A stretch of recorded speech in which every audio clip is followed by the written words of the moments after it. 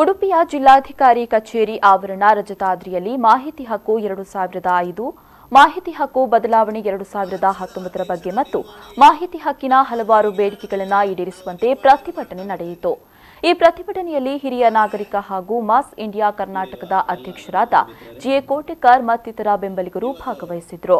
ಪ್ರತಿಭಟನಾಕಾರರನ್ನು ಉದ್ದೇಶಿಸಿ ಮಾತನಾಡಿದ ಮಾಸ್ ಇಂಡಿಯಾದ ಅಧ್ಯಕ್ಷರಾದ ಜಿ.ಎ. ಕೋಟೆಕರ್, ಕಳೆದ ಕೆಲವು ವರ್ಷಗಳಿಂದ ನಮ್ಮ ದೇಶದಲ್ಲಿ 80 ಮಾಹಿತಿ ಸೇವಾ ಕಾರ್ಯಕರ್ತರನ್ನ ಕೊಲೆ ಮಾಡಿರುತ್ತಾರೆ. ಈ ಬಗ್ಗೆ ಯಾವುದೇ ಸರ್ಕಾರವು ಕಾನೂನು ಕಟ್ಟಳೆಯನ್ನ ಇಂದಿಗೂ ಮಾಡಿಲ್ಲ.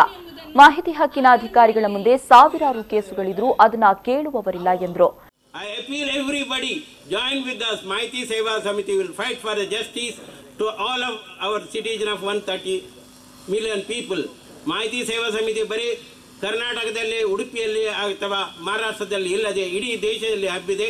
ದಯವಿಟ್ಟು ಪ್ರತಿಯೊಬ್ಬ ನಾಗರಿಕನು ಮಾಹಿತಿ ಸೇವಾ ಸಮಿತಿಗೆ ಇದು ಮಾಡಿ ನಾವು ಇದರ ಬಗ್ಗೆ ಮಾಹಿತಿ ಹಕ್ಕಿನ ಬಗ್ಗೆ ಹೋರಾಟ ಮಾಡುವ. ಈ ಹೋರಾಟವನ್ನು ನಿಲ್ಲಿಸುವುದು ಬೇಡ. ನಿಲ್ಲಿಸಿದ ದಿವಸ ನಾವು ಗುಲಾಮರಾಗ್ತೇವೆ. ದಯವಿಟ್ಟು ಇಲ್ಲಿ ಬಂದ ಎಲ್ಲರೂ ಮಾಹಿತಿ ಸೇವಾ. ಈ ಸಂದರ್ಭ ಮಾಸ್ ಇಂಡಿಯಾದ ಹಲವಾರು ಬೆಂಬಲಿಗರು, ಹಿರಿಯ ನಾಗರಿಕರು ಪ್ರತಿಭಟನೆಯಲ್ಲಿ ಪಾಲ್ಗೊಂಡಿದ್ದರು.